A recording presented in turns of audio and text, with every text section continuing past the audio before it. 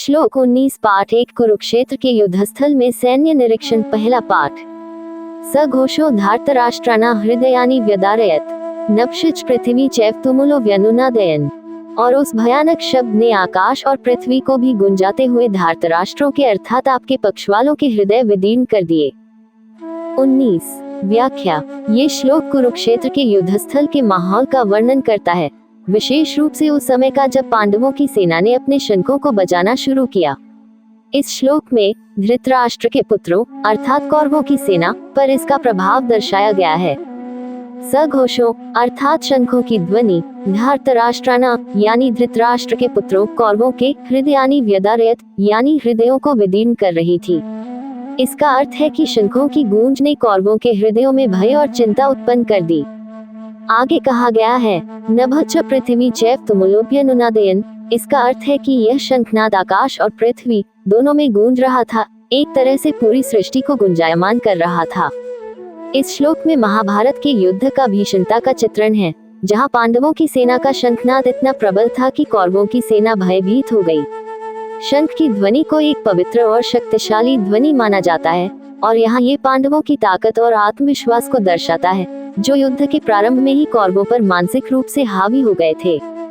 श्लोक 20-21 पाठ 1 कुरुक्षेत्र के युद्धस्थल में सैन्य निरीक्षण पहला पाठ। अर्जुन द्वारा सेना निरीक्षण का प्रसंग।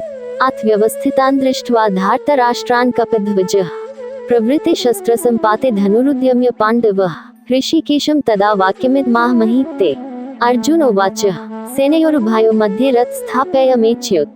हे राजन, इसके बाद कपिध्वज अर्जुन ने मोर्चा बांधकर डटे हुए धृतराष्ट्र संबंधियों को देखकर उस शस्त्र चलने की तैयारी के समय धनुष उठाकर ऋषिकेश श्री कृष्ण महाराज से यह वचन कहा, हे अच्युत, मेरे रथ को दोनों सेनाओं के बीच में खड़ा कीजिए। 20-21 व्याख्या। श्लोक 20। इस श्लोक में अर्जुन का चित्रण किया गया है, जो पांडवों में से एक है और जिनके रथ पर कपि हनुमान जी का ध्वज झंडा लगा हुआ है। कपिध्वज शब्द अर्जुन के रथ को दर्शाता है। जब अर्जुन ने देखा कि दोनों ओर की सेनाएं युद्ध के लिए तैयार हो गई हैं और तीर धनुष का सामना होने वाला है, तो उन्होंने अपने धनुष को उठाया। ये देखकर कि युद्ध शीघ्र ही प्रारंभ होने वाला है, अर्जुन ने ऋषिकेश भगवान श्री कृष्ण से बात करने का निर्णय लिया।